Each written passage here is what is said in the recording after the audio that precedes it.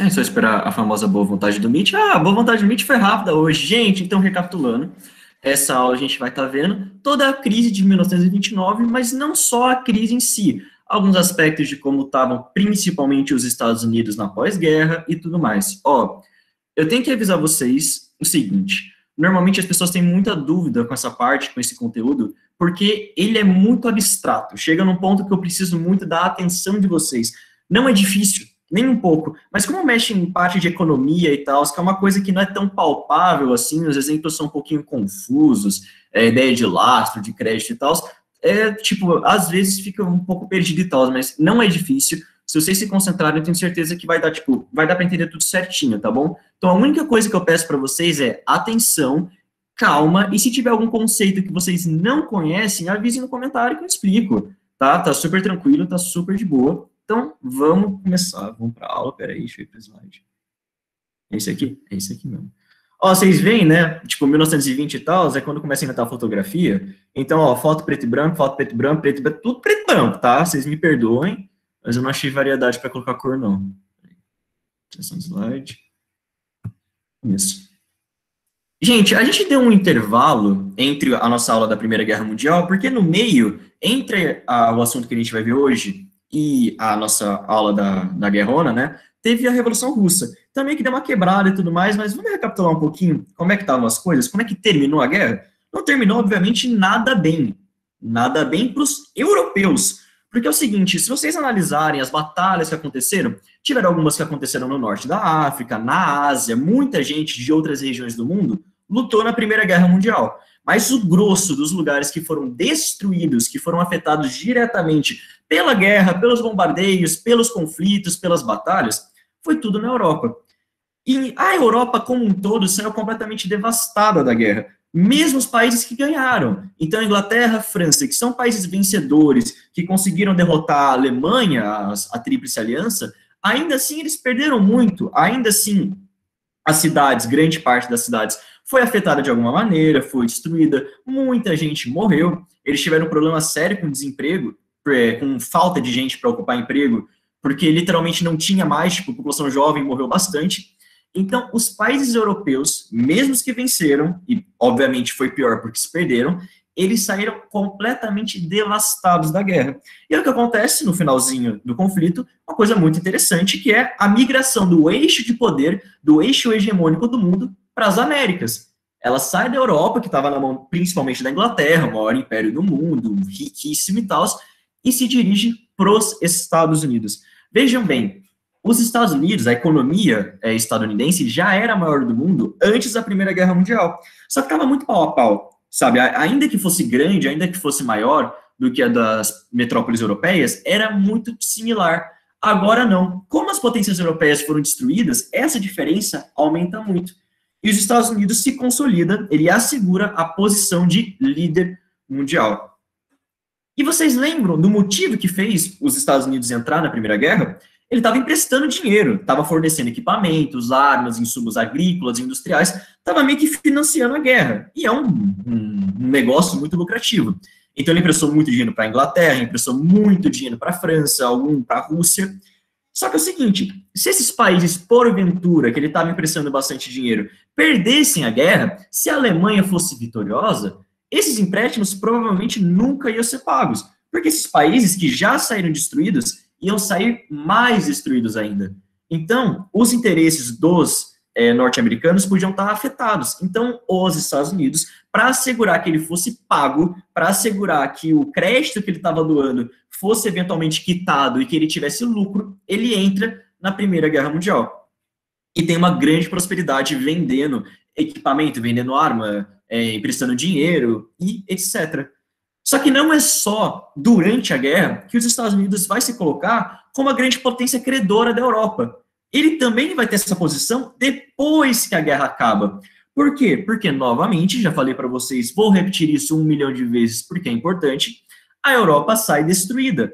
As fábricas, literalmente o espaço físico das fábricas, está completamente arrasado por causa de bombardeios, por causa de explodir o lugar, não sei, não faço a menor ideia. E muito mais do que isso, não só as fábricas estão destruídas, como em alguns lugares não tem gente para ocupar elas, porque esse povo lutou na Primeira Guerra e ou morreu ou está impossibilitado fisicamente. Isso é muito importante.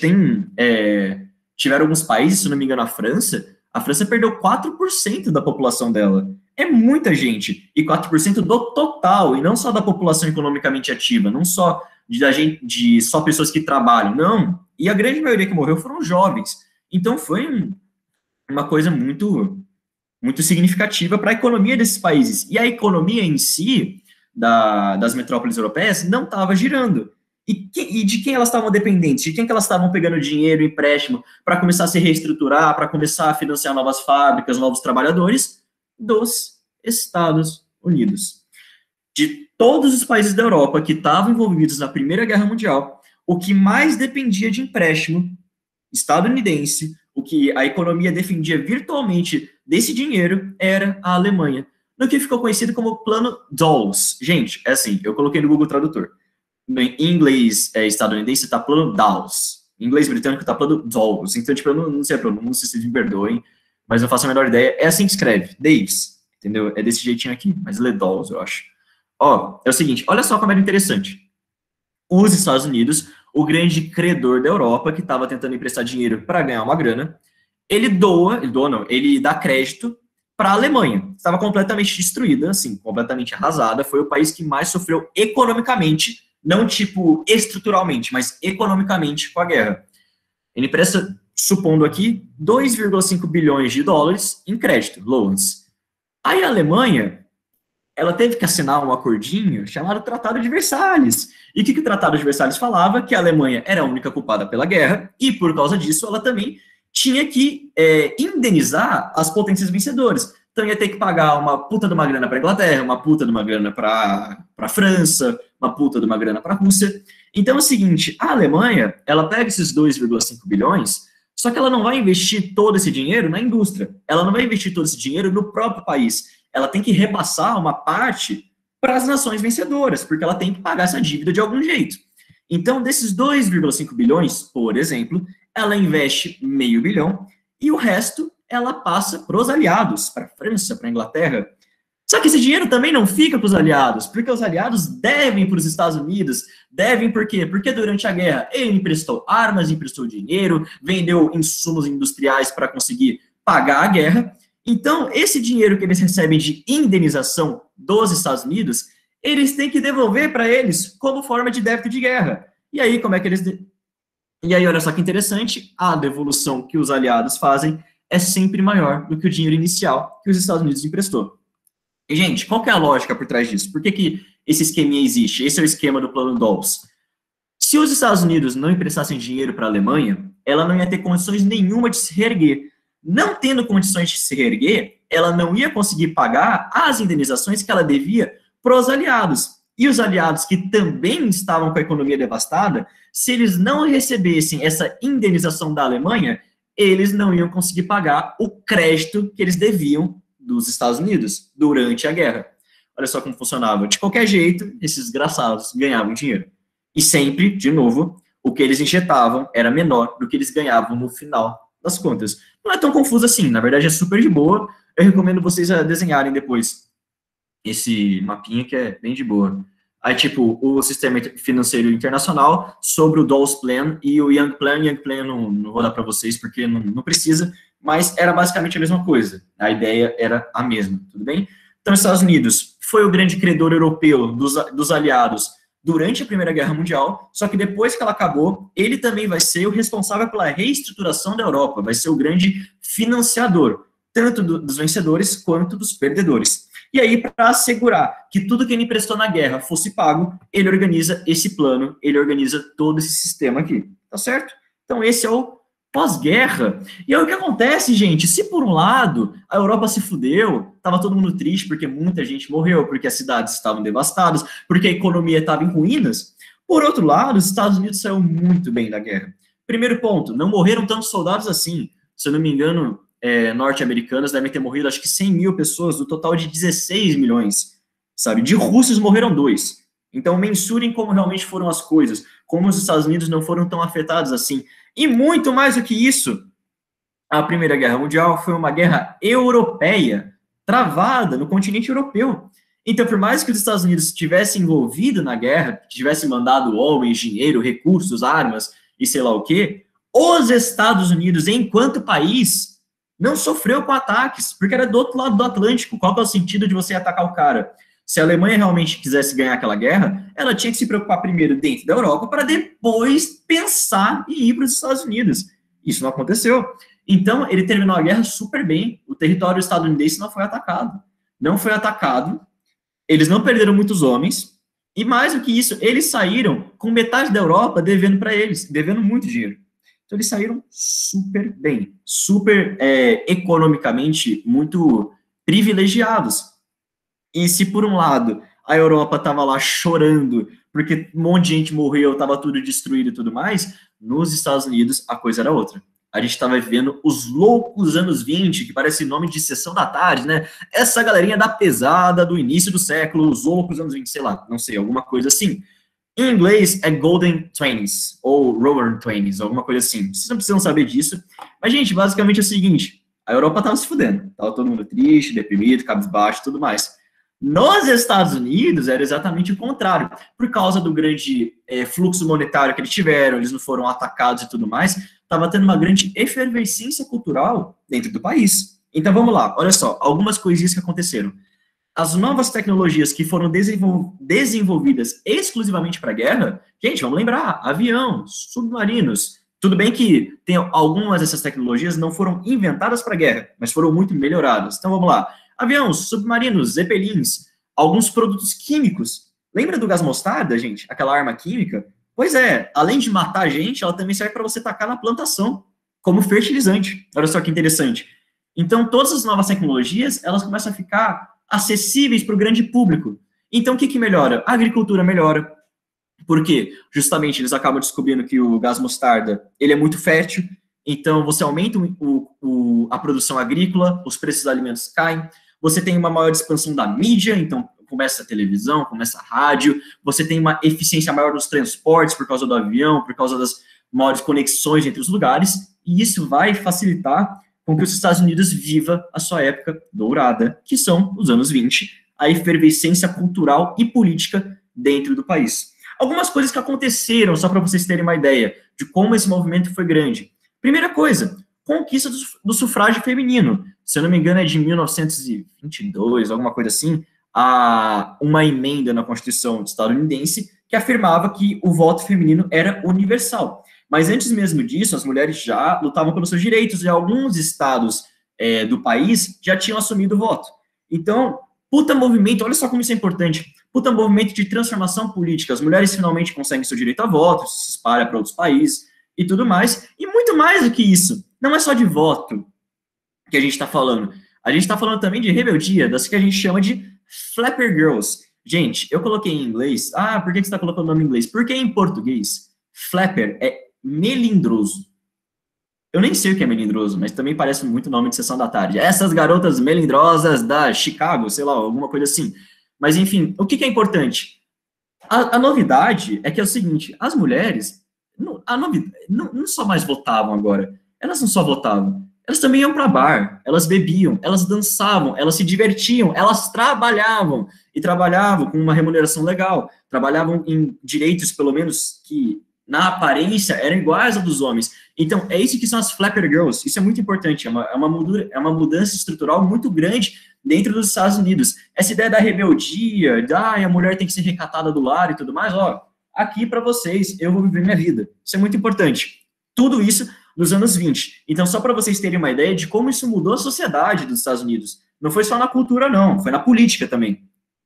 Ó, a gente tem a consolidação definitiva do cinema. Hollywood, por exemplo, já existia, mas teve uma coisa muito importante, que foi a criação da United Artists. Gente, foi o primeiro estúdio independente. Sei lá, tinha Hollywood, tinha a panelinha de Hollywood, aí alguns grandes cineastas, como o próprio Charlie Chaplin, eles abrem a United Artists. Então, o cinema começou a aumentar em exponência, em quantidade, em qualidade, de uma maneira que nunca foi vista. É mais ou menos lá em 1927 que o primeiro filme falado é feito na história. Chama O Cantor de Jazz, se eu não me engano, ou alguma coisa assim. Então, o cinema, que já era uma coisa que antigamente era uma arte considerada subalterna, era coisa de pobre, literalmente mesmo, sabe? Os ricos iam em teatros, iam ver orquestras, iam ver uma peça de Shakespeare, aí a camada mais baixa ia para os cinemas. Agora não mais, agora ganha prestígio, agora aumenta a popularidade, aumenta de qualidade, então isso é importante. A gente tem o surgimento do blues, do jazz, que são gêneros de música, aí à direita vocês estão vendo o Neil Armstrong, um dos maiores cantores, tocadores de jazz da história do tempo. Na dança você tem o ragtime, etc. Gente, é uma efervescência cultural gigantesca. A política muda, a arte muda, tipo, dentro da arte a gente tem o cinema, a gente tem a música, a gente tem a dança, a gente tem a arquitetura, a gente tem artes plásticas. Eu não coloquei aí para vocês porque não dá, mas é durante os loucos anos 20 que surge o surrealismo, que o surrealismo se consolida, sabe? Salvador Dalí, Bigode Louco e tudo mais. Tudo isso surge agora. Então, é um movimento de efervescência, de descoberta, de aproveitamento do mundo muito grande. Isso, enquanto a Europa estava chorando por causa da guerra. Vai ter essa euforia na Europa? Vai ter. Paris, por exemplo, até Lisboa, vai ter também. Só que não na mesma proporção, na mesma intensidade dos Estados Unidos. Aí vocês pensam, nossa, mas que lindo, que maravilhoso. Então tá tudo resolvido. A mulher agora tem direito ao voto. A gente vai ver um pouquinho mais para frente, os sindicatos foram legalizados, os trabalhadores estão tendo mais direitos. Isso quer dizer que tá tudo bem agora, né? A sociedade está caminhando para um negócio mais para frentex. O caralho, nada a ver. A gente ainda tinha atritos sociais dentro dos Estados Unidos. A gente ainda tinha problemas sérios com violência, racismo, que é o que a gente vai ver agora. Primeira coisa, por causa dos Estados Unidos sendo o país mais industrializado do mundo, é óbvio que o governo ia dar um jeito de aumentar essa produção, de alguma maneira, que é o que foi a Lei Seca. Gente, a Lei Seca, ela, acho que em 1910, mais ou menos, que ela foi sancionada, alguma coisa assim, a ideia era a seguinte, estava proibido o consumo de álcool dentro dos Estados Unidos. Por quê? Porque os industriais, os burgueses, tinham a ideia que se eles proibissem o álcool, os trabalhadores, eles iam produzir mais, porque eles não iam ficar igual vagabundos na sarjeta ou qualquer coisa assim, ficando bêbados, eles iam trabalhar mais. Sabe um cara que defendeu muito isso? O Henry Ford. Só que o Henry Ford também defendeu o fascismo. Então, assim, ele não é muito flor que se cheire, mas enfim, só comentando aqui para vocês. Isso era um pensamento muito comum. Ou seja, além dos trabalhadores terem que se fuder, trabalhar 16 horas por dia, os caras não queriam que eles só fossem tristes, eles queriam que eles fossem tristes e morressem devagar. É um negócio inacreditável. Não podia nem ter uma alegriazinha na vida. Mas tudo bem. E é óbvio, gente, que se você proíbe uma coisa, você cria um mercado paralelo gigantesco de contrabandistas, de gente que vende isso na ilegalidade. Que foi o caso do Al Capone. Vocês certamente já ouviram falar desse cara, o maior traficante de bebidas dos Estados Unidos e um dos maiores gangsters do mundo. Só que não foi só o Al Capone que começou nos Estados Unidos, que chegou lá e começou a contrabandear coisas. A gente começou a ter a presença de máfia italiana, principalmente da região da Sicília. Já viram o filminho Poderoso Chefão, Scarface e outros 29 filmes de máfia? É dessa época. E tirando essa parte também da violência urbana e tudo mais, que era uma coisa mais de violência por contrabando, a gente tinha também ainda casos seríssimos de racismo nos Estados Unidos. Então o jazz surgiu, o blues surgiu e devagarzinho, gradualmente, eles foram considerados ritmos musicais de prestígio, mas quando eles surgiram, também era música de pobre, era música de negro, sabe? Era uma coisa completamente desprezada, subalterna. E defendendo isso, né, a gente tem a Ku Klux Klan, a KKK, que estava hiperativa nessa época. A gente vai ver isso com mais detalhes. Eu vou separar uma aula para a gente ver um pouquinho mais a história dos Estados Unidos como se e ver o surgimento deles. Mas essa é uma das épocas que eles ficam mais ativos nos Estados Unidos, assim, de todas. Se vocês tiverem curiosidade e tempo depois, pesquisem um negocinho chamado Um Massacre de Tulsa. Tulsa, Tulsa. Se eu fosse no soletrando do Caldeirão do Hulk, eu tava fodido. Mas, enfim, vocês vão ver como realmente o movimento racista nos Estados Unidos era grande.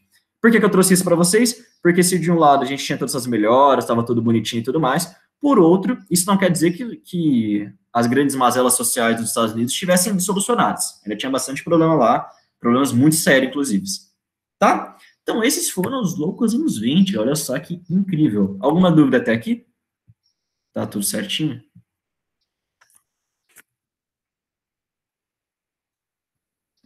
Edu, quem era o presidente da época? Calma, Léo, calma. Calma, que a gente vai ver. Mas eu vou afirmar para vocês que durante Desde o fim da Primeira Guerra Mundial, tá batendo uma onda muito republicana dentro dos Estados Unidos. Então, vocês sabem, gente, pensa no Trump. Não é a mesma coisa, mas é muito parecido, tá? Sem ser lunático igual ele era. A Cami falou, a família Kennedy ganhou dinheiro graças à lei seca. Não sabia, Cami, de verdade, isso é uma super surpresa para mim, que legal. A Cauana perguntou, Edu, você pode votar no plano DOS, fazendo um favor? Claro, peraí, deixa eu voltar. Gente, recapitulando, esse plano foi criado para que os Estados Unidos conseguissem os créditos dele. Vamos lá. A Alemanha estava quebrada? Estava quebrada. Ela não só não tinha condições de se reestruturar por conta... Oh, meu Deus do céu, não estou apresentando. Pronto. Não só não tinha condições de se reestruturar por conta própria, como também ela estava devendo dinheiro para os aliados. Por quê? Porque, por causa do Tratado de Versalhes, por causa dos pagamentos que ela tinha que fazer. Os aliados deviam dinheiro para os Estados Unidos. Só que eles não tinham condições de pagar os Estados Unidos porque eles também estavam quebrados. Agora é o seguinte, se a Alemanha pagasse o que ela tinha que pagar para eles, ou seja, se ela pagasse as indenizações de guerra, os aliados teriam dinheiro para pagar os Estados Unidos. Então, olha só, inteligente. Os Estados Unidos emprestam dinheiro para a Alemanha investe um pouco desse dinheiro no parque industrial dela, no país, consegue dinheiro, paga uma parte do que ela deve para os aliados, uma parte dos insumos de guerra, das indenizações. Os aliados pegam esse dinheiro que a Alemanha pagou para eles, investem uma parte e devolvem para os Estados Unidos como forma de crédito, porque eles tinham pegado dinheiro emprestado durante a Primeira Guerra Mundial. Esse é o plano DOS. É assim que ele funcionava. Então, a Alemanha sozinha não ia conseguir pagar os aliados. E os aliados, sem pagamento da Alemanha, não iam conseguir pagar os Estados Unidos. Então, o que os Estados Unidos fazia? Emprestava dinheiro para a Alemanha, que pagava os aliados, que pagava os Estados Unidos. Era assim que funcionava. Ficou claro, Cauana? Tá certinho agora? Tá tudo de boa? Manda um sim ou não sei. Beleza. Gente, vamos continuar então. Esse assunto é legal, não é chato não. Então, já que o Léo se apressou e tudo mais, agora a gente vai falar de como é que era o governo estadunidense dos anos entre a Primeira Guerra Mundial e a crise de 29. Primeira coisa super importante, o liberalismo econômico dominava os Estados Unidos. Gente, a gente teve uma aula de liberalismo que eu me lembro muito bem, que foi na mesma aula que a gente teve mercantilismo e iluminismo. Qual que é a ideia do liberalismo? É aquele negócio do laissez-faire, não sei se vocês lembram da expressão e tal, mas é basicamente a mínima intervenção do Estado na economia. A economia deve ser livre e isenta de intervenções. Faz o que você quiser, se quiser abrir uma empresa, abre, não tem que ter muito imposto, tem que ser assim, tem que estar aberto, tem que estar tudo bem. O Estado não tem que se meter na economia e a economia vai se retroalimentar. Ela vai achar o caminho dela. Não precisa de Estado interferindo, não. Essa era a ideia que dominava dentro dos Estados Unidos, tá? Quem que estava à frente do governo eram republicanos e os republicanos, em sua maioria, eram liberais. Tudo bem? Isso é importante. Presta atenção, liberal econômico, viu? Não tem nada a ver com liberal social, tá? Então, assim, eles estão falando, a sociedade tem que ser livre. É isso que eles querem dizer. Agora, tentar fazer um direito civil aí para a população negra, vamos revisar esse direito das mulheres aí, dos homossexuais, isso aí não tem nada a ver. A sociedade era completamente conservadora ainda. É liberalista, é liberal econômico, tá? Primeiro ponto. Os Estados Unidos eram a maior produção industrial do mundo. Ó, só para vocês terem uma ideia, ó. De toda a produção industrial, todo mundo. São vários países. Tem a Europa, você tem a América do Sul, você tem a Ásia, você tem um monte de país. Bastante país.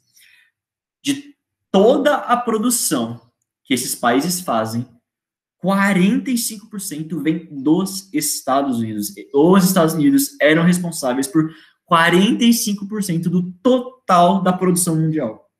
Um país. Então, só para vocês terem uma ideia de como é que eles dominavam o mercado. E falando de mercado, como é que era o mercado estadunidense? Ele tinha o que a gente chama de oligopólio, gente. Vamos lá. Conceitinho aqui que vocês normalmente veem em geografia. Holding, trust, cartel, oligopólio, tudo isso vocês veem lá. Mas vamos lá. O que é oligopólio? A gente tem o monopólio, que é quando uma empresa é a única que pode fazer certa medida econômica. Normalmente, quando tem monopólio, é quando o Estado intervém. Então, basicamente é o seguinte, por exemplo, sei lá, o Estado vai falar, olha só, senhor Richard, você vai abrir uma empresa que vai vender copos de água, esse copo de água lindo, sujo que vocês estão vendo. Só que só você vai poder vender esses copos d'água. Isso é um monopólio. O que é um oligopólio? É quando o mercado é dominado por grandes empresas. Então é quando, por exemplo, você não tem só uma empresa que faz os copos d'água, só que você tem 3 ou 4 que são responsáveis por grande parte da produção dos copos d'água. Dando esse exemplo idiota que eu estou dando para vocês. É o que a gente chama dos holdings. Então, basicamente é o seguinte, você tinha 1, 2, 3 empresas que dominavam quase completamente os Estados Unidos. Então, por exemplo, na parte automobilística, você tinha a General Motors, que acho que dominava 35% da venda de automóveis, era muita coisa. Então, a ideia é essa, oligopólio, holding, é isso daí. É quando mais de uma empresa domina a maior parte do mercado. Não é a mesma coisa que monopólio, mas é parecido. A ideia é bem similar. E aí acontece uma coisa muito interessante, um fenômeno muito interessante. Por quê? Porque se de um lado, inquestionavelmente, os Estados Unidos era a maior potência econômica do mundo, eles tivessem protagonismo nessa área, por outro lado, eles pregavam uma coisa chamada isolacionismo político. Gente, lembra da Liga das Nações, criada após a Primeira Guerra Mundial? Criada para evitar que um novo conflito surja e tudo mais? Então, os Estados Unidos nem entrou. Ele entrou, ele ficou de longe, ficou de fora, olha, não tem nada a ver com isso, eu lavo minhas mãos, vocês fiquem aí. Em questão de política internacional, por mais que ele fosse a maior economia do mundo, e essa economia influenciasse nos outros mercados, Estados Unidos influenciava no mercado europeu, no mercado sul-americano, no asiático, no da Oceania, por outro lado, ele era muito pragmático. Ele era, pragmático não é a palavra certa, ele era antissocial, literalmente, ele ficava na dele. Ele não ficava com relação econômica, não ficava, ai, gente, ó, a Liga das Nações, tá, conversem aí, façam suas coisas, mas eu não tenho nada a ver com isso. Isso é isolacionismo político. Eles ficavam na deles, eles não participavam muito ativamente das discussões internacionais. Então, nesse aspecto, quem fazia isso era a Inglaterra, era a França, ainda eram as metrópoles tradicionais. Então, olha só que interessante. Por mais que, na prática, os Estados Unidos fossem a maior potência do mundo, e todo mundo soubesse disso, em alguns aspectos, quem apitava, quem era o dono da bola ainda eram as potências europeias, ainda era Inglaterra e companhia. Olha só, umas coisas são engraçadas. Mas, enfim, é assim que estava o governo, gente. É assim que estava a cultura. E aí vem, por causa disso, uma época de bonança, o povo estava ricão, estava super bem e tal. Vem o The American Way of Life. Vocês provavelmente, com toda certeza, já ouviram falar. O que acontece? Por causa desse grande fluxo econômico que os Estados Unidos estava tendo, essa época boa de dinheiro e tal, a classe média enriquece, em geral. E o poder de compra dela aumenta. Então, não só os salários aumentam, mas o que elas podem fazer com esse salário também aumenta juntinho. Então, eles podem começar a comprar mais coisas com menos dinheiro. Olha só que interessante. É o que a gente chama quando o poder de compra aumenta. Então, por exemplo, se $1.000 dava para você comprar... Ai, eu odeio dar exemplo idiota, gente. Mas se $1.000 você comprava um copo d'água, agora os mesmos $1.000 compram 5 copos d'água. A valorização do dinheiro aconteceu, o poder de compra aumentou. E não só o poder de compra aumentou, como os salários, em média, aumentaram. Então, a elite estadunidense começou a viver bem, começou a ganhar um dinheiro bacana. E aí, o que acontece? Para fazer essa grande máquina de fazer dinheiro girar, os Estados Unidos começou a incentivar que fosse atrelada à ideia do consumismo uma ideia de felicidade. Então, você fica feliz quando você compra coisa. Quando você vai nas lojas, na Renner, e compra 29 brusinhas. Quando você vai, sei lá, numa sorveteria e compra 28 quilos, toneladas de sorvete, de açaí. Não sei, é você atrelar a felicidade ao consumismo, a você comprar produtos, a você consumir coisas. Isso é o The American Way of Life. E é óbvio que, para você assegurar que a população comprasse essa ideia, que ela falasse, não, então para eu ser feliz eu tenho que ter uma casa, tenho que ter uma geladeira, tenho que ter carro, tenho que ter blusa, não sei, a mídia vai ser grande influenciadora, vai ter grande parte nisso. Então, a mídia vai exaltar essa nova ideia, essa ideia de vamos comprar coisas, porque dessa maneira a gente vai ter felicidade. Então, gente, é super filme, é super coisa dos anos 20 mesmo. Aquela exaltação da casa própria, do automóvel, do carro, de, nossa, eu vou comprar um carro e o carro é meu, o carro é zero, não sei. Vou comprar coisa, vou comprar terra, vou ter comprar coisas para meus filhos e dessa maneira eu vou ser feliz. Olha só que interessante. Isso é o The American Way of Life. Gente, essa ilustração aí do lado, à direita para vocês, é exatamente isso. Olha só, as pessoas, obviamente, família tradicional dos Estados Unidos, na cabeça deles, caucasiana, branquinha, né, mas comprando coisas, se divertindo. Olha só, fomos lá no supermercado e compramos um monte de coisa. Aí a mulher tá feliz, a criança tá feliz, o cara tá bêbado e feliz, a criança tá feliz, daqui a pouco ela vai fazer merda, vai derrubar tudo isso, vai apanhar, mas tá todo mundo assim. Por quê? Porque compraram coisas. Porque o consumismo tá atrelado à ideia de felicidade. Gente, quer entender o The American Way of Life? Pensa naqueles negócios, naquelas imagens que os bolsonaristas falavam do Bolsonaro, que olha só, quando o Bolsonaro assumiu o poder, o Brasil vai estar desse jeito. Aí tá um paraíso, tá um lugar lindo, cheio de árvores, pessoas felizes e um tigre. Preste atenção, sempre tem um tigre, eu não sei porquê. Isso é o The American Way of Life. É essa ideia de perfeição, de o consumismo ser bom e tudo mais. E o tigre, não esquece o tigre não, por favor. E toda essa ideia de consumismo, de nossa, a gente é a maior economia do mundo, a gente é a maior potência do mundo, a gente pode comprar coisinhas, comprar brusinhas na Renner, tudo bem que a Renner nem existia, mas enfim, isso vai fazer que com o nacionalismo estadunidense aumentasse muito, que o povo ficasse desumilde mesmo, falando, gente, nós somos a melhor nação do mundo. Que aí tem a famosa frase, World's Highest Standard of Living, que é, traduzindo, a melhor maneira de se viver. Que, obviamente, era o The American Way of Life. Tá certo? Alguma dúvida até aqui? Deixa eu ver.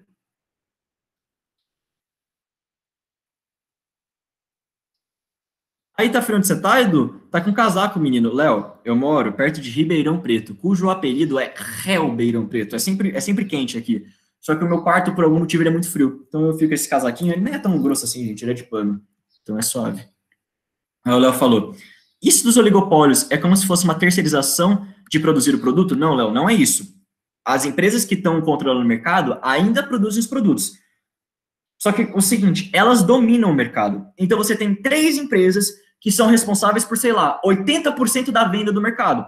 Então vamos pegar o exemplo da General Motors, que é lá de carros. Tinha outras empresas que vendiam carro, só que a General Motors vendia grande parte deles. Isso é oligopólio. Não existe só uma empresa, existem várias. Só que um grupinho muito seleto delas vai produzir esses produtos e vai ser responsável por ganhar grande parte do mercado. Isso é um oligopólio.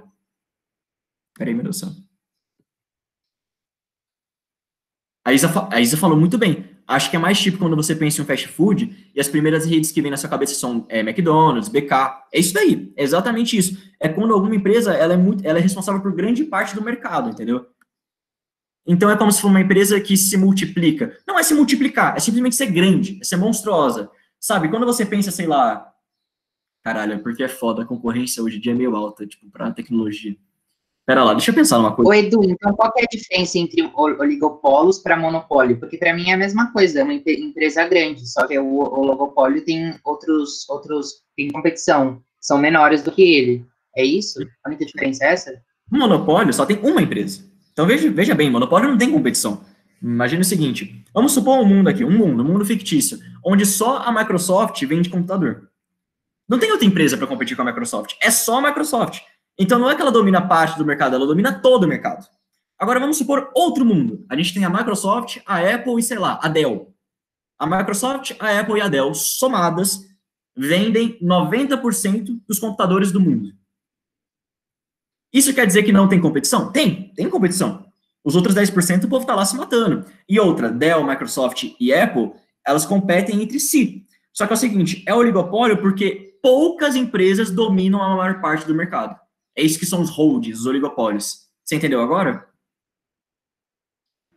Pera, o holds é a mesma coisa de oligopólio? Não, não é. É que o holding é um tipo de oligopólio, entendeu? Tipo, tem vários, tem cartel, é um monte de coisa, enfim. Mas o que domina nos Estados Unidos é holding, entendeu? Todo holding é um oligopólio, nem todo oligopólio é um holding. Tá certo?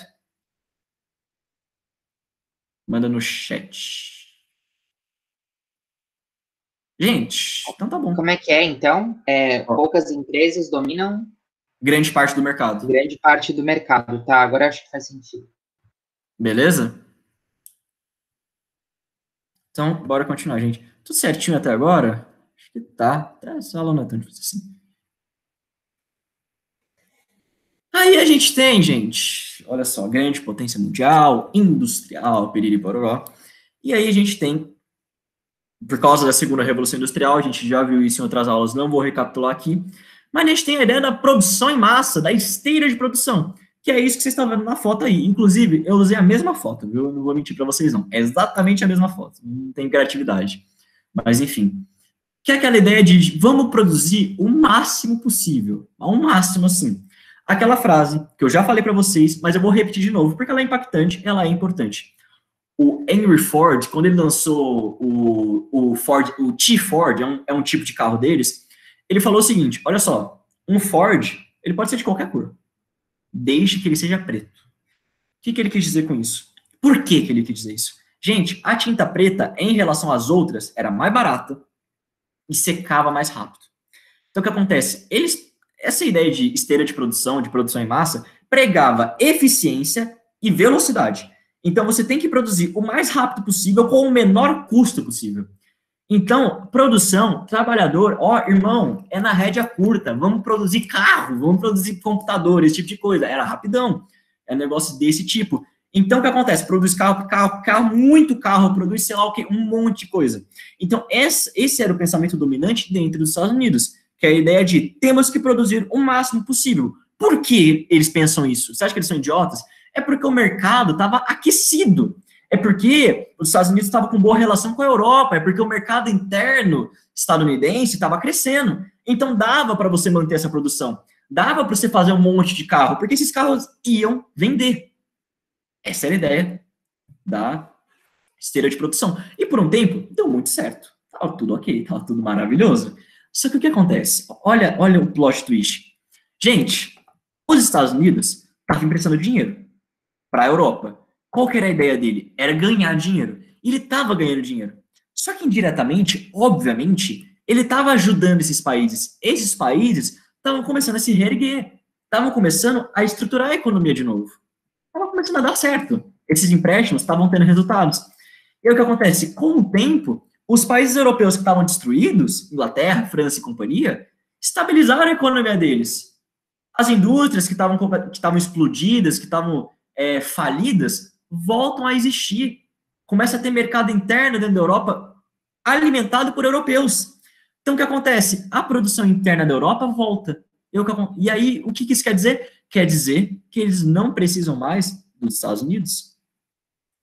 A produção europeia volta ao normal. Não ao normal, mas volta em grande parte ao que era antes. Então, eles não precisam comprar com a mesma quantidade que eles compravam dos Estados Unidos antes. Se os Estados Unidos mandavam uma remessa de aço para a Europa, agora a Europa produz esse mesmo aço. Então, não tem necessidade. E aí, o que isso quer dizer? Quer dizer que as exportações que os Estados Unidos faziam para a Europa começaram a diminuir. Por quê? Porque a demanda, naturalmente, também diminuiu. A Europa não precisava da mesma quantidade de produtos que ela precisava antes, porque agora ela produz grande parte desses produtos. E outra, o mercado também estava ficando saturado. Então, qual que seria o lógico? Qual que seria o ideal, o não idiota? Diminuir a produção. Por quê? Porque a Europa está precisando menos, a gente diminui a produção e acabou, está tudo bem. A gente acompanha o mercado, a gente acompanha a demanda. Só que foi isso que os Estados Unidos fez? Não, não fez. Por quê? Porque tinha essa ideia de que a economia liberal, se o Estado não intervisse, ela sempre ia crescer. Sempre ia crescer. Ela ia chegar num momento chamado ótimo. Ótimo, tem um cara que fala isso, chama Pareto, mas eu não vou entrar para vocês aqui. Basicamente é o seguinte, o que ele falava? Ele falava que vai chegar numa situação em que vai sempre crescer. Nunca vai ter crise, nunca vai ter nada. Vai sempre expandir. Ótimo, é um movimento perfeito. E era essa a vertente econômica que estava dominando dentro dos Estados Unidos. Então, os Estados Unidos não diminuiu a produção. Essa esteira aí que vocês estão vendo, que é tudo na velocidade, forte tem que ser preto, piriri pororó, continuava com a mesma intensidade. Só que o povo não estava comprando mais, pelo simples fato que não precisava, gente. Olha só, é o seguinte, vamos combinar. Ter um carro, dependendo da situação, é importante. Ter dois, até vai, depende da sua situação. Ter três, já é ostentação. Agora, mais que isso, não faz sentido. Sabe, o pessoal já comprou um carro, chega, tá bom? Sabe, não estava precisando mais das coisas. E aí o que acontece? começa a gerar estoque. Os produtos não giram, eles não vendem, e eles são estocados. E com o tempo, esse estoque aumenta mais, aumenta mais, aumenta mais. E os Estados Unidos começam a ficar preocupados. Começam a ficar preocupados porque a economia deles vai se fuder, eventualmente. E é o que acontece. Com essa aumenta... Essa aumenta foi foda, hein, Eduardo? Com esse aumento nos estoques e essa baixa nas exportações que estava começando a acontecer, o que os Estados Unidos falou, mano, eu vou fazer uma coisa para garantir que esse sistema continue rodando por um tempo. Olha só o que ele faz. E agora vem a parte mais complicadinha da aula, que é um pouco teórica, um pouco abstrata, mas não é difícil de entender. Olha só.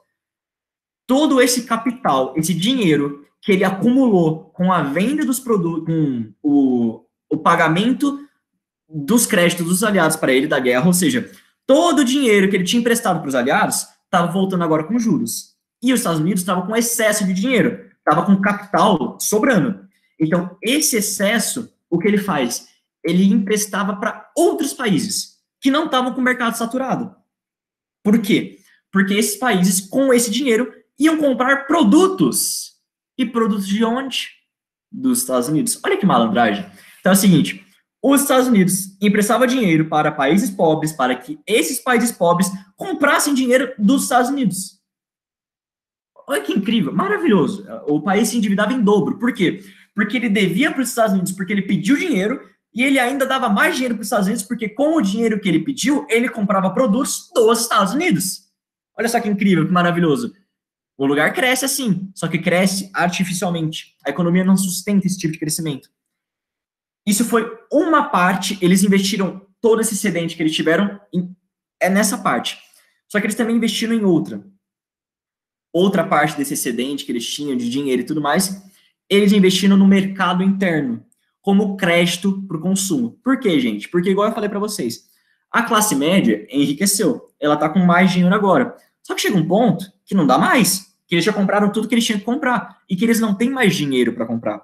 E é o que acontece, os Estados Unidos, com esse excesso de dinheiro que eles tinham, eles convertem esse dinheiro para crédito. Ou seja, os bancos agora vão poder emprestar mais dinheiro. Emprestando mais dinheiro, as pessoas compram mais coisas, e emprestando e comprando mais coisas, a balança econômica dos Estados Unidos gira. Então, recapitulando, é um pouquinho complicado, mas, tipo, super de boa de entender. Os Estados Unidos estava bem economicamente. Bem por quê? Porque era a maior potência industrial do mundo, vendia coisa pra cacete, e mais do que isso, estava com excesso de capital, porque aquelas dívidas que a Europa tinha com ele estavam começando a ser pagas. Então ele tinha excesso de capital. Só que por causa de diversos fatores que a gente já viu, as exportações e o consumo interno do país estavam começando a cair. Para tentar manter as coisas em um nível elevado, para que as fábricas, os bancos não tivessem prejuízos, os Estados Unidos, com todo esse dinheiro excedente que ele tinha, ele faz duas medidas. Primeiro, empresta esse dinheiro para países pobres que não estão com o mercado saturado, para que eles, com esse dinheiro, comprem produtos do próprio Estados Unidos, e com a outra parte, eles investem no mercado interno, como forma de crédito, para que a população conseguisse obter mais dinheiro, e obtendo mais dinheiro, comprasse mais coisa, e comprando mais coisa, suportando todo o sistema econômico dos Estados Unidos. Tá tudo bem? Tá tudo certo? Acho que tá. Não é tão difícil assim. Então, bora continuar. Só que isso, igual eu falei para vocês, é artificial, não é ser sustentado. Uma hora ia dar bosta, e deu bosta. Gente, com o lucro que... Olha, eles fizeram isso daqui. Eles emprestaram dinheiro para país pobre, aí esses países pobres compraram produtos dos Estados Unidos e deram crédito para a população. E a população começou a comprar produtos.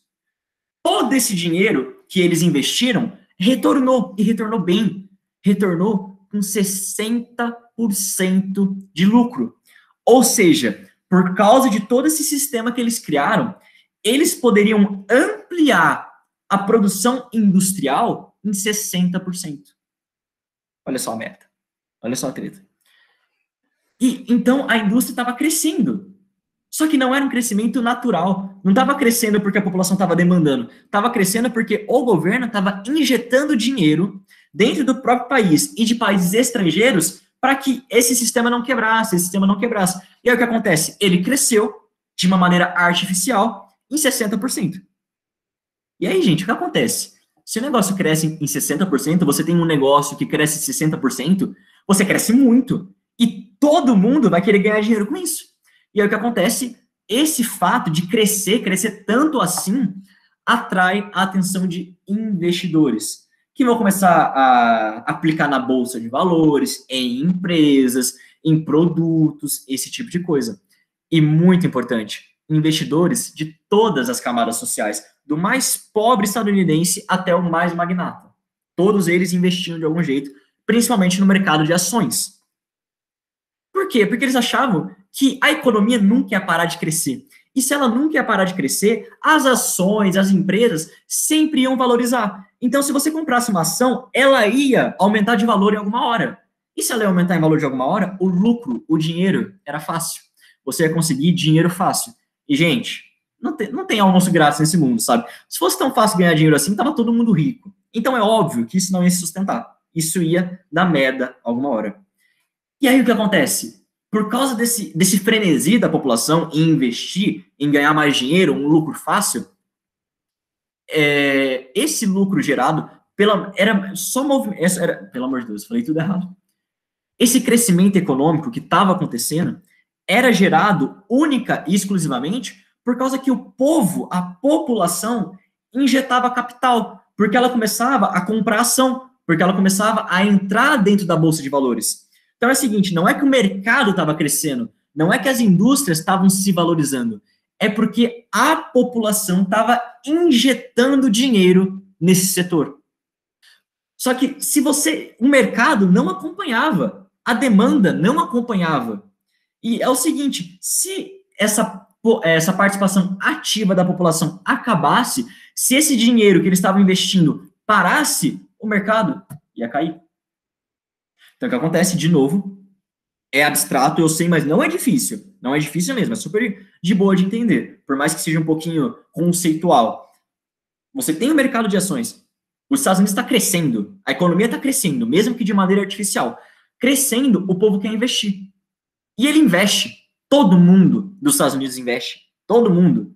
Da pessoa mais pobre até a mais rica. Tá todo mundo comprando ação. E aí o que acontece? O mercado gira. Gira por quê? Porque tem muita gente colocando dinheiro dentro do mercado.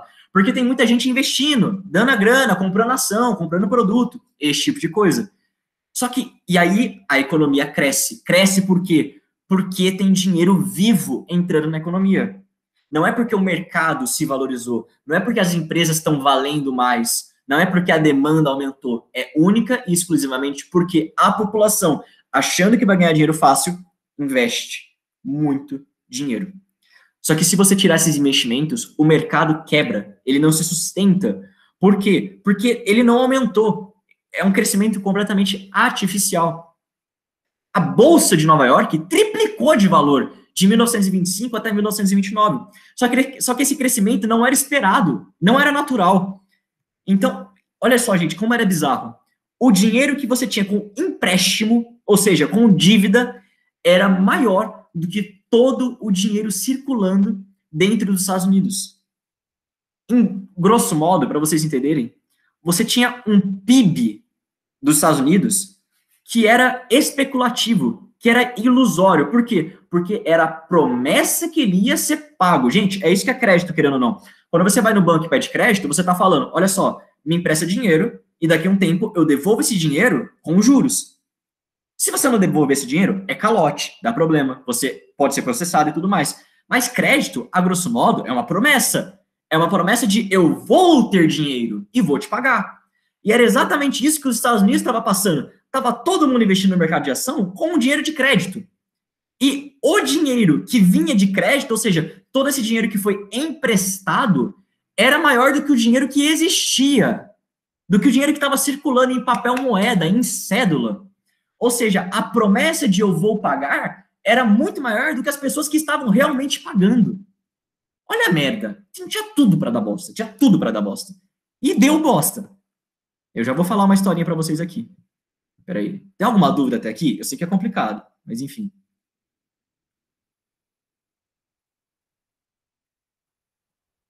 A Bia falou, economia é a base de anabolizante. Isso aí é água com músculo. Gente, mas era muito isso. Era completamente artificial. Completamente. Bom, graças a Deus não tem nenhuma dúvida, na moral, porque não é difícil esse assunto, mas é muito abstrato, sei lá. A gente fica falando de economia e tal, e, tipo, não entra muito na nossa cabeça, porque não são conceitos que a gente está acostumado, não são tão palpáveis. Mas vamos lá, só para vocês entenderem. Olha só, meus queridos e queridas, futuros e futuras franciscanos, franciscanas, quando vocês entrarem na faculdade, vocês vão ter no primeiro semestre uma matéria chamada Economia Política. E se vocês tiverem muita sorte, vocês vão cair para ter essa matéria com um professor maravilhoso, perfeito, lindo, tesão, chamado Gilberto Bercovitch. E foi ele que me contou essa história, que eu tô repetindo para vocês. Eu não fui atrás para ver se ela é verdade. Então, se ela for falsa, tá na conta dele, tá? Eu não tenho nada a ver com isso, eu lavo minhas mãos. É o seguinte, gente, olha só. Já ouviram falar da família Rockefeller? É uma das famílias mais ricas do mundo. Já foi, obviamente hoje tem gente muito mais rica e tal, mas eles eram muito influentes, eram magnatas, todos muito ricos. Aí, um dia, andando pelas ruas de Nova York, estava super de boa, um desses membros dessa família, um dos caras mais ricos dessa família, vamos dar um nome para ele, eu não lembro o nome dele, mas vamos dar um nome para ele, o Jim. Tô supondo aqui, não sei o nome dele. Vamos lá, o Jim estava andando, feliz pela Times Square, olha só, tô dentro dos Estados Unidos, aqui tá a Bolsa de Nova York, olha só que negócio maravilhoso, super dinheiro e tudo mais. Ele tava andando lá, aí ele viu, caralho, meu sapato tá sujo. Meu sapato não tá legal, tá feio. Eu vou ali no engraxate. E ele vai engraxar um sapato, ele vai ficar de boa, vai ficar bonito. Aí ele foi lá, engraxar o sapato dele.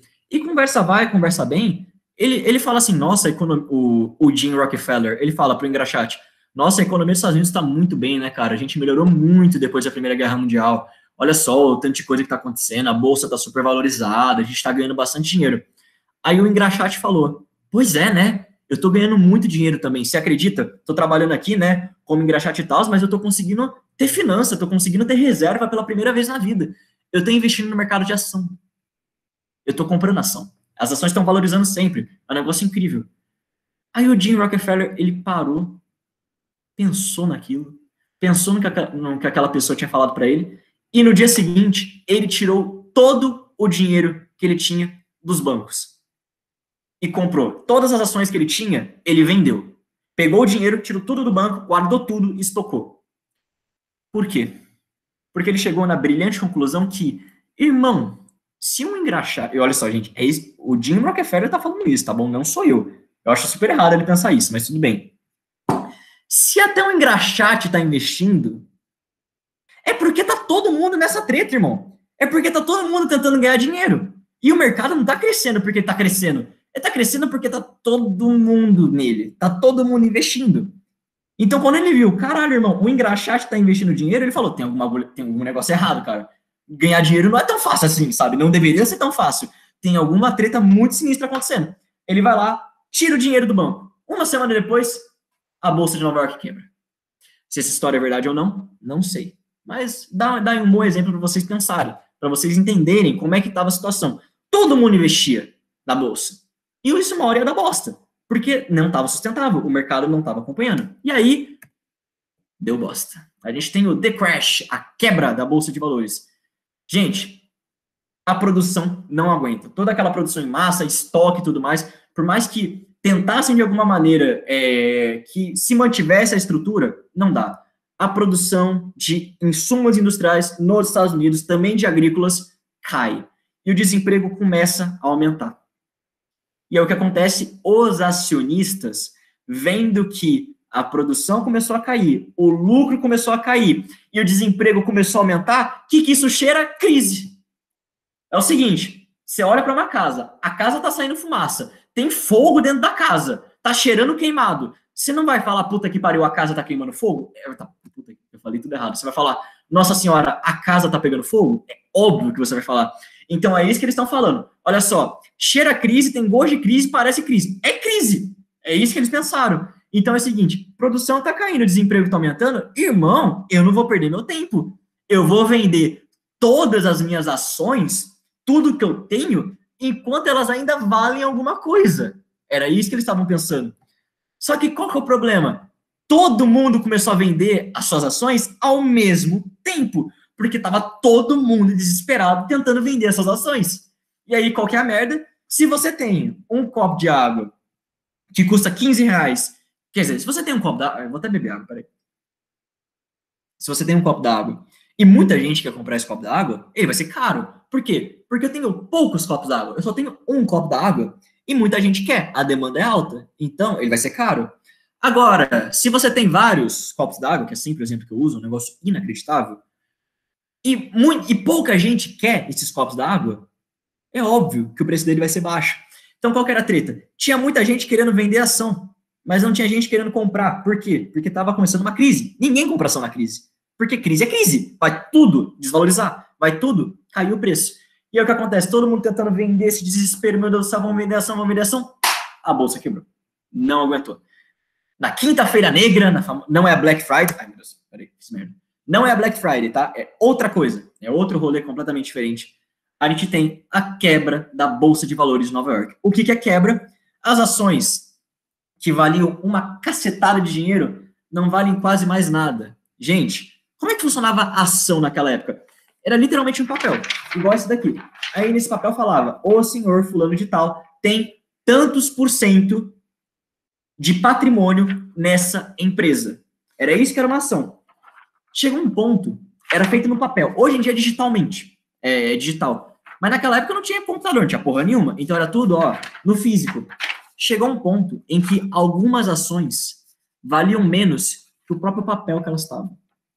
E não era ação de empresinha pequena, não, irmão. Era empresa grande. Era tipo, empresa de carro. Era esse tipo de coisa. Então, é isso que é quebra. As ações que valiam X, agora valem X sobre 100, X sobre 1000. Foi um bagulho gigantesco. A bolsa quebrou. Todo o lucro que o povo tinha foi tudo pro chão. E mais importante do que isso, o governo estadunidense, que era republicano e era liberal, não interviu. Por quê? Porque eles pensavam que, eventualmente, a economia ia se recuperar por si só. Ia dar tudo certo. Se eles não fizessem... Se eles interferissem, inclusive, teoricamente ia ser pior. Porque não dá para controlar a economia, ela tem que ser livre, ela tem que ser dispersa. Então, eles pensavam que, se a gente intervir, vai ser pior, a crise vai piorar. Então, vamos deixar aí correr, e é isso daí. Deu tudo errado. Tudo errado. E aí, essa crise que aconteceu, o The Crash, que aconteceu em 1929, no ano seguinte, a gente tem a Grande Depressão. Porque, além da Bolsa ter quebrado, gente, a gente também teve uma crise humanitária muito forte dentro dos Estados Unidos. 25% da população estava desempregada. E os que estavam empregados não consumiam, não pagavam coisa, não compravam produtos. Por quê? Porque estavam com medo de perder o emprego a qualquer hora. Então, o mercado interno desapareceu completamente. O PIB dos Estados Unidos, em relação ao de 1945, caiu pela metade em um ano. Isso não é normal. Isso não é normal mesmo. A condição da população também diminuiu por causa disso, porque, querendo ou não, pô, desemprego aumenta, o povo não está ganhando mais tanto dinheiro, qualidade de vida cai.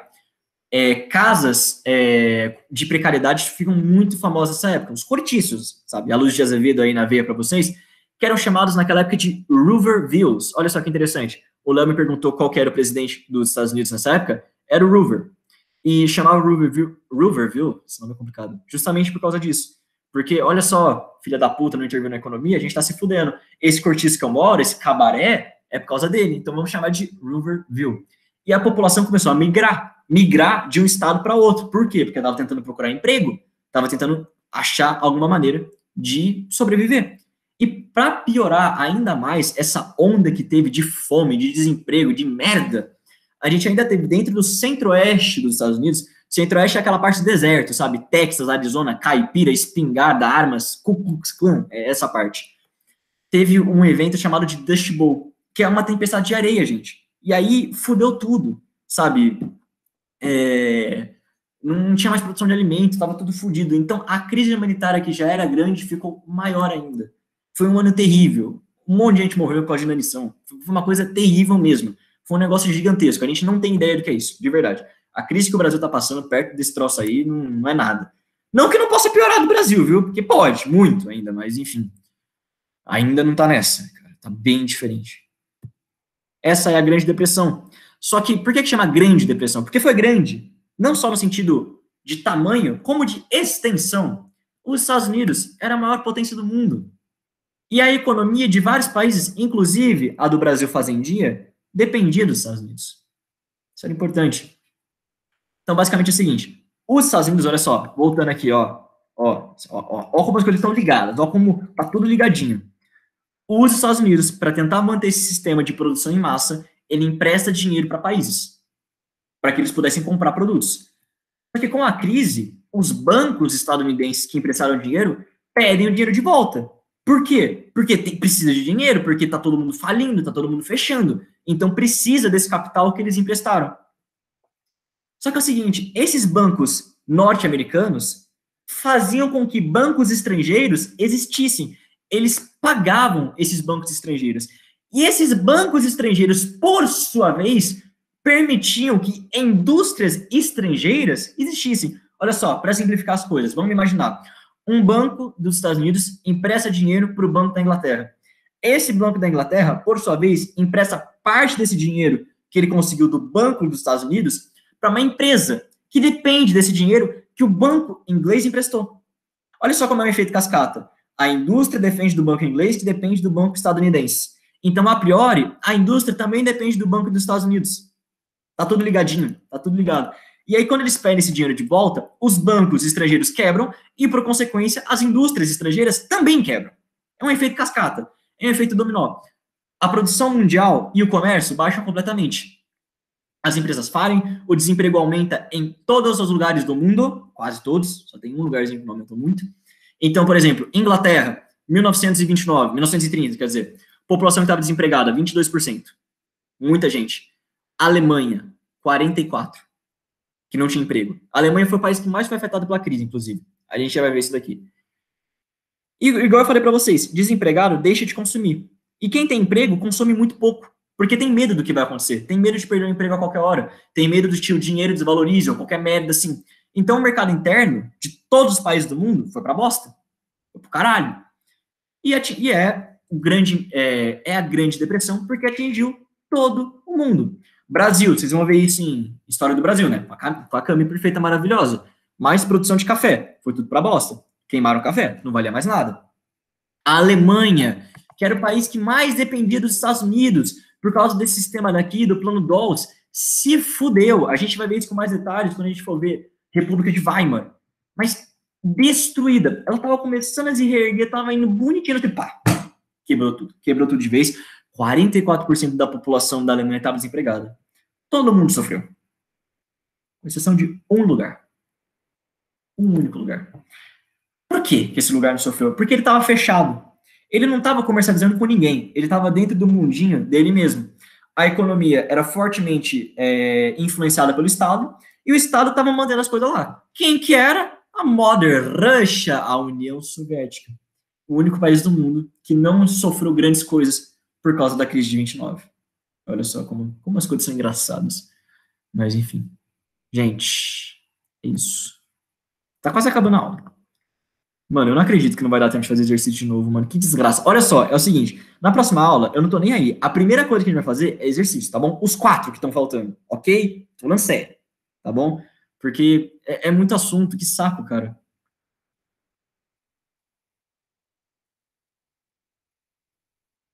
Peraí, cadê? Economia baseada. A Bia falou, manda a mãe invisível do mercado limpar essa merda aí. Maravilhoso. Ah, mãe invisível do mercado. Não deu muito certo, não. A gente vai ver, inclusive, agora um contraponto ao liberalismo.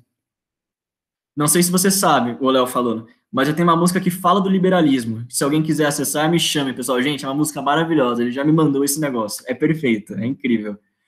Vai lá, o Léo fazendo sucesso agora. Turnês, quero ver uma live do Léo no Largo de São Francisco. A Coana falou, nossa, eu vi essa foto dessa mulher no meu livro do 8º ano. Ah, eu acho, e nunca esqueci. Muito forte essa imagem. E é forte, é mesmo, viu, gente? Tem uma imagem que é mais forte ainda, que eu não coloquei para vocês, porque não tinha espaço, literalmente. Ó, esse slide, ó, é muito pequenininho esse espaço que tem para colocar foto, entendeu? Mas tipo, é uma foto larga, ela é comprida. Mas é literalmente, tem uma puta de uma propaganda do American Way of Life na parede, tipo essa daqui, tá ligado? O povo feliz e tal.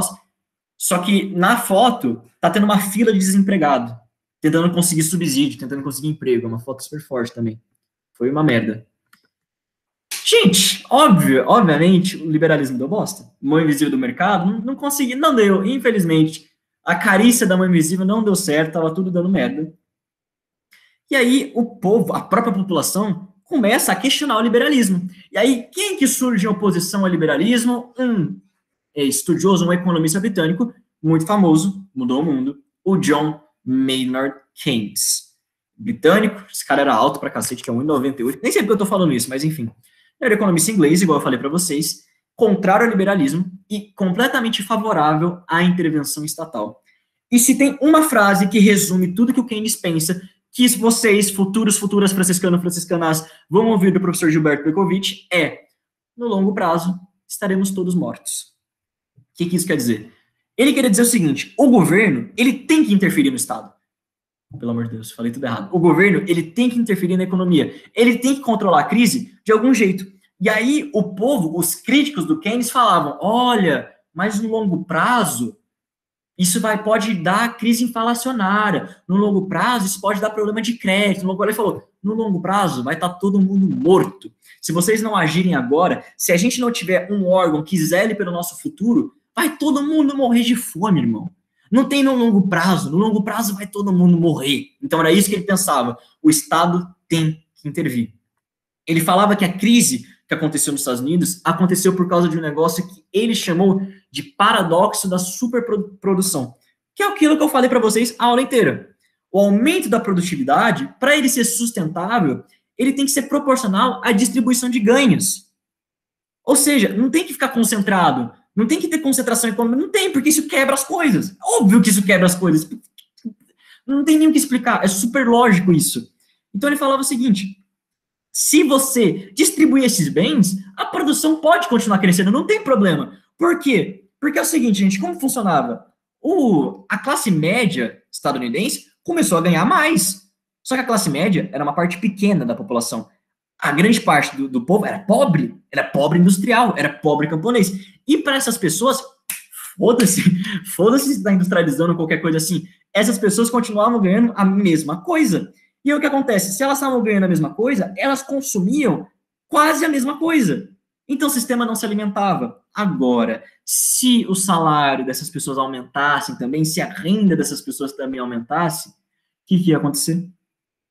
Meu Deus do céu, o que eu ia falar? Elas também iam começar a consumir mais, e consumindo mais, o mercado ia girar. Então, se bem distribuídos esses ganhos, o mercado interno poderia se aquecer novamente, e assim, depois de um tempo, os empregos também iam aumentar.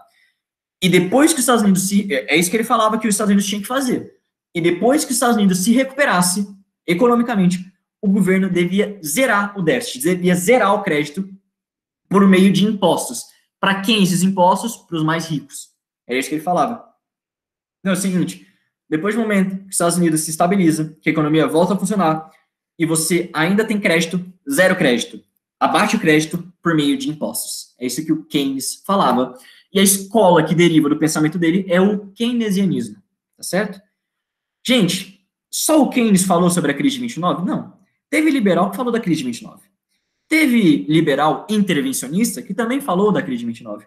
Mas por que eu só estou falando do Keynes? Porque foi a visão econômica que dominou e que influenciou as próximas ações dos Estados Unidos.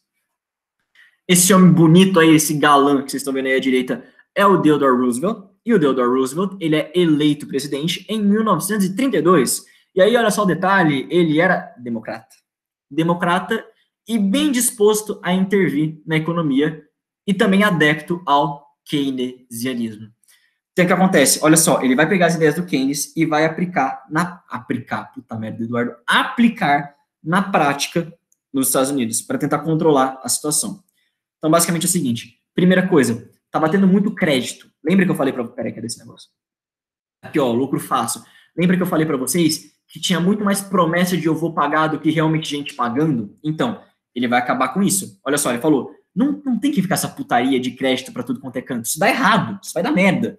Então, ele fala o seguinte, eu vou criar órgãos federais, independentes, que vão controlar quanto crédito pode ter. Eu posso aumentar, posso diminuir. Tudo isso vai andar conforme a vontade do Estado. Então, o Estado vai controlar isso daí, vai falar, eu quero crédito para tal coisa. Não tem mais crédito, já tem muito crédito, chega de crédito. Ou o contrário, olha só, gente, tá com pouco crédito aí, vamos liberar mais crédito.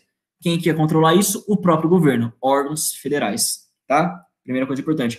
Segunda coisa, isso é importante também, Investimentos em grandes obras públicas. Gente, obra pública mesmo, construção, estrada. Por quê? Porque dessa maneira você emprega a população. E, gente, isso é uma coisa muito bizarra. Isso aumenta os empregos. Porque é o seguinte, tinha uma estrada, a estrada estava precisando de uma reforma. Aí o que o governo fazia? Ia lá, contratava gente, pessoa que estava desempregada, para construir a estrada. Aí uma hora, eles terminavam essa estrada e ficavam desempregados de novo. O que o governo fazia? Quebrava a mesma estrada que eles acabaram de construir para eles construir de novo, para manter eles com emprego. Era literalmente isso que eles faziam. Olha que loucura. Mas deu certo, deu certo. O povo ficou com emprego, ficou com dinheiro e tudo mais. Mais do que isso, como uma maneira de você distribuir essa riqueza, distribuir esses bens, surgiram novas seguridades sociais, auxílio-desemprego, previdência social, jornada de trabalho limitada em 8 horas por dia e acima disso é hora extra. Sindicatos são legalizados. Então, tudo isso é melhor para o trabalhador, tipo, aquelas famosas CLTs que a gente tem no Brasil e tudo mais. Tudo isso para tentar aumentar essa distribuição de ganhos e, por consequência, que o governo se estabilizasse. Gente, deu certo, deu bastante certo. Não é que a economia se recuperou 100%, a economia dos Estados Unidos só vai se recuperar 100% pós Segunda Guerra Mundial, mas melhorou muito, muito mesmo, sabe? Melhorou bastante. E aí surgiu um novo conceito, o liberalismo entrou em queda. A população viu que essa ideia do Keynes aí era positiva, era uma coisa interessante. E aí surge o welfare state, o estado de bem-estar social. O que isso quer dizer? Qual que é essa vertente de pensamento? Essa vertente de pensamento fala: o Estado tem que interferir na economia, sim, porque ele tem que garantir direitos básicos para a população, ele tem que garantir pelo menos uma vida digna, ele tem que garantir saúde, educação, todas as outras coisas. Essa é a ideia do welfare state, super conhecida, que vai ficar em alta até os anos 80, quando entra em crise de novo, tá? Esse é o New Deal, essa é a crise de 29, nós acabamos, para variar em cima da hora. Gente, de verdade, 1000 perdões. Quando eu penso nessas aulas, eu não tenho uma noção de quanto tempo vai demorar, então, e eu não vou segurar vocês, sabe? Vocês precisam de tempo para respirar e ir para a próxima aula. Então, na próxima aula, por mais tempo que demore, a gente vai fazer os exercícios. Desculpa, foi um erro meu. Eu não sabia que ia demorar todo esse tempo. Eu achei que ia ser um pouquinho mais rápido, tá? Me perdoem de verdade. Peraí, ó. Eu vou parar de gravar agora e eu leio os comentários.